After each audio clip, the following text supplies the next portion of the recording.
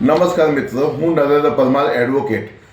આજનો વિડીયો બનાવવાનો મુખ્ય ઉદ્દેશ હાલમાં જે તાજેતરની અંદર ભારતીય ચૂંટણી પંચ દ્વારા જે એસઆઈઆરની પ્રક્રિયા આરંભવામાં આવી તેની અંદર સરકારશ્રી દ્વારા ચૂંટણી પંચ દ્વારા જે બીએલઓની નિમણૂકો કરવામાં આવેલી હતી તે બીએલઓ દ્વારા ઘરે ઘરે ડોર ટુ ડોર ફરીને અને સર્વે કરવામાં આવેલો હતો. લોકોના એસઆઈઆરના ફોર્મ ભરવામાં આવેલા હતા. પરંતુ હાલમાં જે ન્યૂઝપેપરો અને સોશિયલ મીડિયાની અંદર એક ચર્ચાનો વિષય બન્યો છે કે મોટાભાગના વિધાનસભાઓની અંદર ઘણા ખરા નામો સ્થળાંતરિત બતાવવામાં આવ્યા છે, નામો ડિલીટ થયા છે, તો કોઈ જગ્યાએ પુરાવાના અભાવે પણ તેઓને નોટિસો આપવામાં આવી છે. તો આ બધું શું છે? આની અંદર આપણા મતાધિકારનું શું? આપણે ક્યાંક ને ક્યાંક કચાશ રાખીશું, આપણે ક્યાંક આળસ રાખીશું, જેના પરિણામ સ્વરૂપ આપણે આપણા મતાધિકારથી વંચિત રહીશું. માટે મિત્રો, પોતાના મતાધિકારને સમજો. મતાધિકાર એ લોકશાહી શાસન વ્યવસ્થામાં દરેકે દરેક પુખ્ત વયના સર્વે નાગરિકોને બંધારણ દ્વારા પ્રાપ્ત થતો મુખ્ય રાજકીય અધિકાર છે. એ આપણો હક છે. લોકશાહી સરકાર લોકો દ્વારા ચૂંટાય છે અને નિયત મુદ્દતે સરકારની સત્તા અવધિ પૂરી થાય, સમાપ્ત થાય ત્યારે નવી સરકાર નાગરિકોના મતો દ્વારા જ પસંદ થાય છે.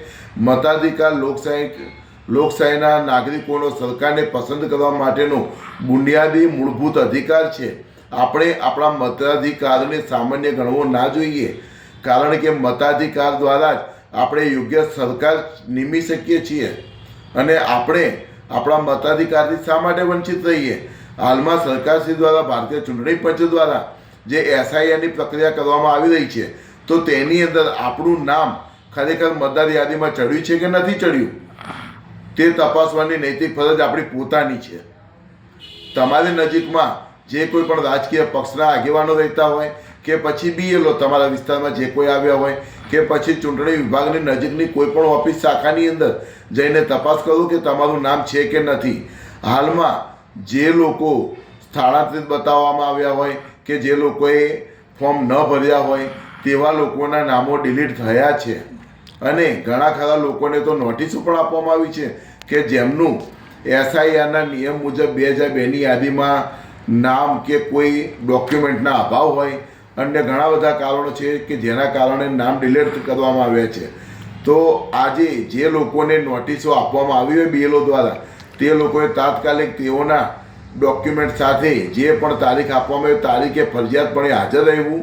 અને તે સિવાય જે લોકોના નામ ડિલીટ થયા છે તે લોકોએ ભારતીય ચૂંટણી પંચના નિયમ અનુસાર ફોર્મ નંબર 6 એટલે શું? ફોર્મ નંબર 6 એટલે નવા મતદારો માટેનું અરજીપત્રક. હવે આ ફોર્મ નંબર 6 જે લોકોનું નામ ડિલીટ થઈ ગયું હોય તે લોકોએ ગભરાવાની જરૂર નથી. તે લોકો પોતાનું આધાર કાર્ડ હોય કે પછી રેશનિંગ કાર્ડ હોય, પોતાના જન્મના પુરાવા તરીકે જન્મનો દાખલો હોય, સ્કૂલ લિવિંગ સર્ટી હોય, રહેઠાણના પુરાવા તરીકે લાઇટ બિલ હોય, તમારી રાષ્ટ્રીય બેંકની પાસબુક હોય કે આવા અનેક પુરાવાઓ જે આ ફોર્મ નંબર 6ની અંદર દર્શાવવામાં આવ્યા છે તે પુરાવાઓ સાથે જોઈન્ટ કરીને અને તમારા પરિવારમાંથી જે કોઈનું પણ ઇલેક્શન કાર્ડ આવતું હોય તે વ્યક્તિનો પણ પુરાવો સાથે જોઈન્ટ કરીને આમાં જે કોઈ પણ પુરાવા દર્શાવ્યા હોય ફોર્મની અંદર તે પુરાવાઓ સાથે તમારા બીએલઓ અથવા નજીકમાં જે કંઈ પણ ચૂંટણી શાખાની ઓફિસ આવી હોય, જેમ કે વાડદની અંદર ભીમજીપુરા મોજણી સેવા સદન ખાતે આવેલી છે, તેવી જગ્યાએ જ્યાં જેને જે જગ્યા લાગુ પડતી હોય તે જગ્યાએ તાત્કાલિક ધોરણે જે લોકોના નામ ડિલીટ થયા હોય કે પછી મતદાર યાદીમાં ચડાવવાના બાકી હોય, પુખ્ત વયતા પ્રાપ્ત કરી હોય અને નામ ચડાવેલ ન હોય, તે લોકોએ પોતાના પુરાવા સાથે